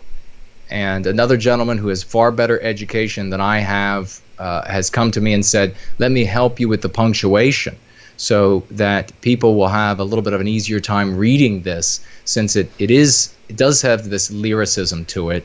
It is written in it's mythopoetic, so it is written in this way. People are going to need help. We've worked through that, and it has come out beautifully. And it is eternally grateful to him. Who wants to remain unnamed. And but reading it actually is really going to enable me to convey exactly how I want it to be read, exactly how I wrote it. And I think few people will land on exactly how I want it read with the right kind of rhythm. So by reading it, everyone will have it. They'll be able to listen to it and then read it with that same rhythm, and be able to capture the beauty of it in that way, whatever beauty they're able to see in it. And also there'll be plenty of people out there who just won't have time to actually sit down and read it. They'll be able to listen, though, on their way to and from work, to and from the doctor, whatever it is that they're doing. They'll be able to listen to it in the background. Moms taking care of children, they'll be able to listen to it in the background. And it's written in such a way that, as I say, it's didactic, it's allegorical. So there are lessons to teach us about ourselves that you can glean. There are superficial lessons, and then there are profound lessons. Some of those superficial lessons you'll be able to get pretty easily. The profound ones will take some more thinking. I notice that a lot of the people who are those kind of thinkers that have already read the story, they dig right in, and they're able to pull out, tease out these levels of meaning that really take that sort of patience and intelligence to dig into. But there, as I say, there's plenty there that's superficial, so that people can learn about who we are relative to the world. That's what we lack as Western kind is, who are we relative to the world? So both our strengths and our weaknesses are used against us. And we need to figure out, we need to learn how those strengths and weaknesses are used against us. That needs to be taught. And we need to be taught how we can use those strengths and weaknesses to empower ourselves relative to those who want to disempower us, who want to, as I put in the verbiage of Prometheus Rising, unmake us. That's what we face today. So I'm really excited about that. Now, I was just saying, all of the poetry, while I'm making the audio version of the book, people are writing poetry. Yes. Yeah, so people are writing poetry. They're drawing pictures. Dion has drawn some magnificent works of art to be. And so I'm taking all of these, and I'm taking people like Luke Mason for Null are making music for it. And I'm going to produce in the coming months an artist's edition of Prometheus Rising. And in the artist's edition, I'm going to include all of these things, all of these drawings, all of the, if people paint, we'll get a print of it, and we'll put that in. And if people are making music, we'll put the links to where the people, the readers of the book, can find that music and purchase and download that music. It's really going to be a community project that I think is going to be something for the ages. I really want it to be that. I want it to be something for the ages, to show that we are building something here that is our story. As I say, we talk about all the time, where we are the heroes. We're not the ne'er-do-well in their story anymore. We are writing our own story. We have our pen in our hand, our brush in our hand, our guitar in our hands. We are making our own story, and in this story, we're the heroes, and our children live a bright and happy future in a world that is safe and for them and blessed by us. Well, I can't wait for you to finish this, for it to come out. I will definitely be reading, and I'll put, like I said, all of Jason's information in the description. And I just want to say that I was very envious of your necklace, the glass necklace. Oh, yeah. I was looking at that with green with envy when you were showing that. Was it yesterday? I was thinking it was the last going free. It was on Sunday. I had it on. I was very jealous, very. I have several more that I'm going to share. That individual also wishes to be unnamed, of course, demonstrating for anyone who's listening, who's new, who watching live or in replay, demonstrating this individual has to remain anonymous because white people don't control Western civilization for the benefit of our people. Right. Anti-whites control Western civilization for the victimization of our people. That's why this magnificent artist who has made these things, and I'm going to be displaying each Sunday, each new one until I've shared all the ones that he gave to me, and I'll be displaying them, but that's why he has to be anonymous, is because he'll be victimized by the anti-whites. It's wonderful that he's a participant, and actually harkens back to earlier in our conversation when we're saying, hey, if you can participate by being anonymous and do a magnificent deed for us, a heroic deed for us, then by all means, please do so. Right. So very quickly, I saw some people asking. As I said, I will put everything in the description, but you can follow Jason on Twitter at No White Guilt. His main YouTube channel is No White Guilt. There are a couple of other ones, I think. Gardening with NWG and I forget the Discipline. Discipline with NWG. Discipline with NWG. So those are the YouTube channels. I think he's on Gab at No White Guilt. I'm not sure about Facebook. Someone asked. Yep, I'm on Facebook. You are on Facebook? Okay. Yeah, I'll give you the links to all of those. I'll put everything in the description, guys. And I only have one last thing to ask you. I've been thinking, because I watched your speech in the UK, and I thought it was great. I mean, I was just really proud, number one, as an American and as a white woman who fights for these same issues every single day, who's very concerned with the well-being of my people all over the world. And I just couldn't help but think, what would you think about creating something similar to that in America, where like-minded people are coming together in a intellectual way, an intelligent way, not, screaming in the streets, and just, what I mean. Things can get ugly sometimes. So to have a civil gathering like that is pretty amazing, really. And I just wish that we had more things like that here in the U.S. And I wanted to ask your opinion on this, because everything starts from nothing. Yeah, precisely. That's a great question, and thank you for all your great questions tonight. They've all been the kinds of answers that people need to hear. Those are the best questions. And if folks haven't heard about this, I guess first thing I'll do is I'll say, if you didn't hear about the Patriotic Alternative Conference in the UK, you can look on Mark. I guess it's up on his YouTube channel. It is. But you can find my speech on mine, both the video and the audio, which Sven Lonshanks, he did a great job taking out the two pauses when I walked away from the lectern to get a cup of coffee and a glass of water, but it was magnificent. So if you haven't seen it, there were 200 people, and in their Sunday best, and peaceful, intelligent camaraderie. The spirit of the West was really with us, and you could feel this new spirit, especially as I essentially called upon it to manifest amid the body of the people there. And it could not have been a more magnificent time to grow together and to create great momentum right there at the beginning of the plague.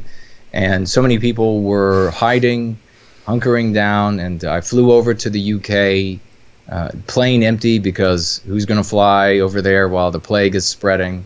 And it could not have been a more enjoyable and profoundly, I guess, also productive for our people as well, this conference. Now, can we have the same thing in the United States? Absolutely.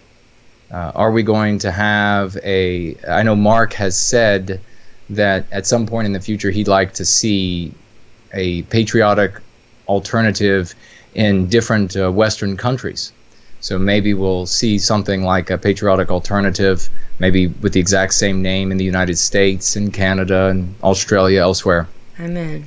Although maybe there'll be, maybe there'll be other organizational entity names. One of the things that I learned over the years, of the many things being in the white positive sphere, is that vehicles that have, all of the vehicles that have gone before have all failed. So the typical political party has failed. Yeah, the typical religious affiliations, they have all failed. They've all been defeated by anti-whiteism. Ideological vehicles have all failed. When these ideas take a certain solidified form, and they take a place, they take a moment in time and a place on a map, they are then subject to the relentless and predictable types of attacks that the anti-whites always use to take these things down. So I had to think in different terms. You talked about earlier thinking out of the box, and I have amended that a bit. I'm sure somebody else thought of it too, but I've amended that a bit and started saying thinking out of the coffin, because if we don't think differently, that's where we're all going to be ending up, and it's not going to be a peaceful transition from life to the coffin.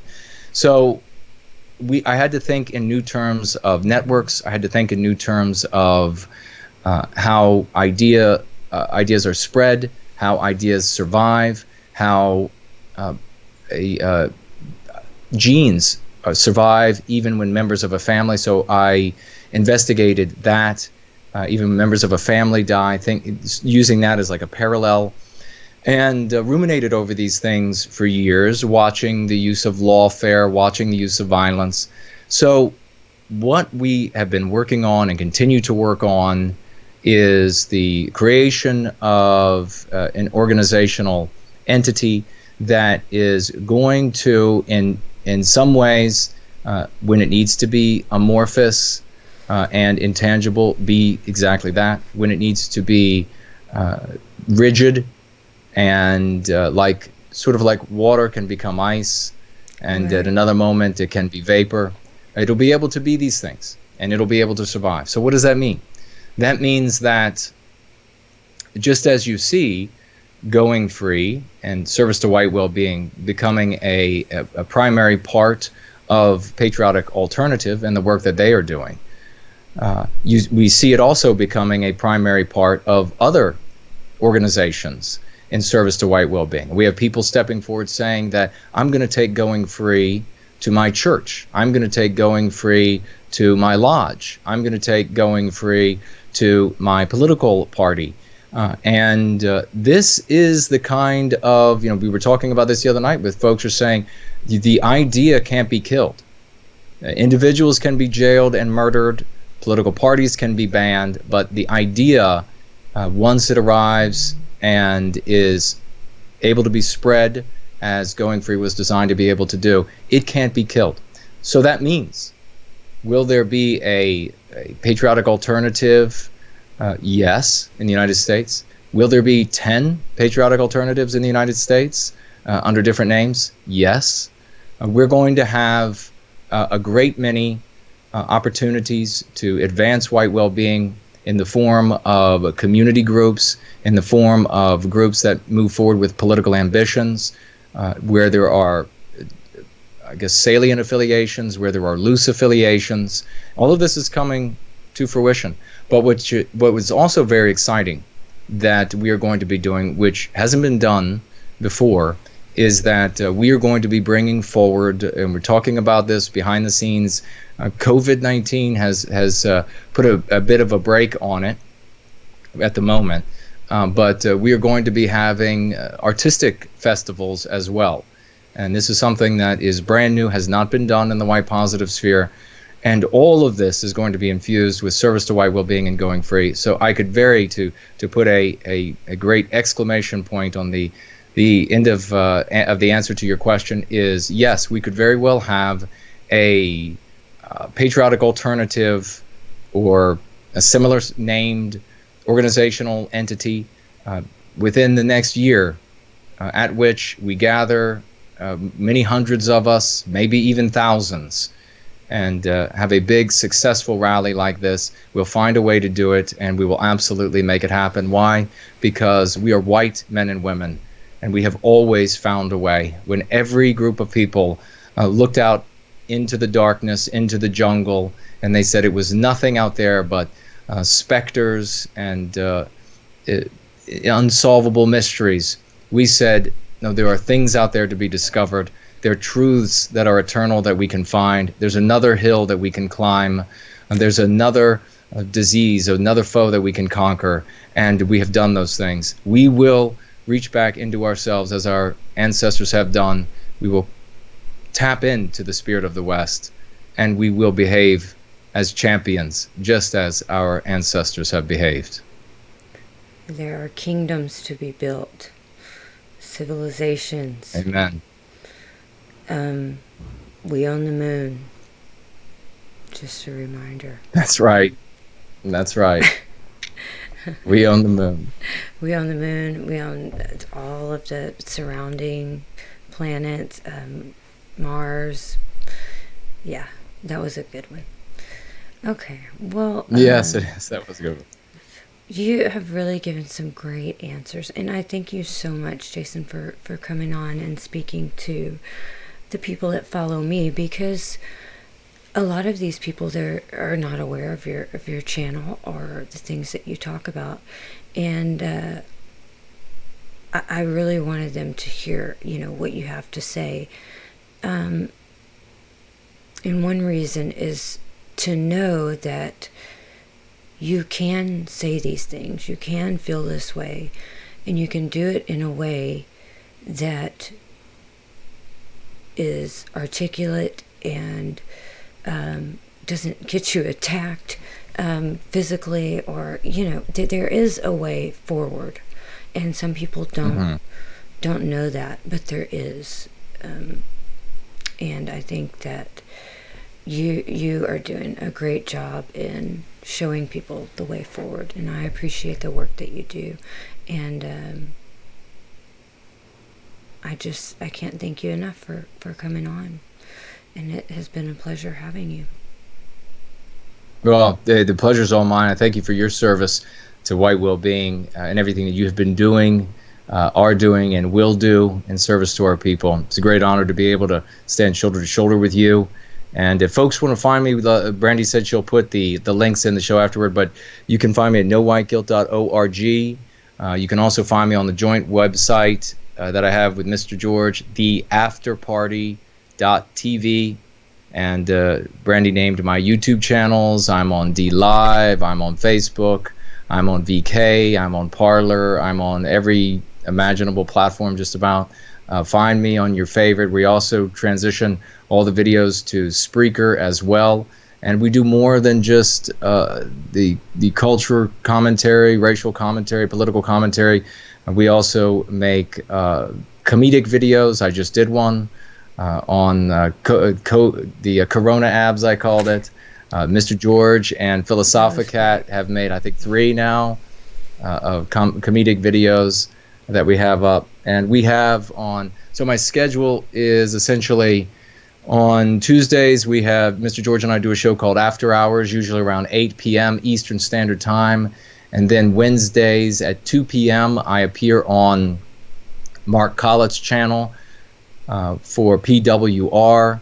And then usually on Fridays, we have TAP, the After Party, Mr. George and I. And we interview people there as well. And that's usually, I think this week it's at 5, yes, with Hireth as our guest.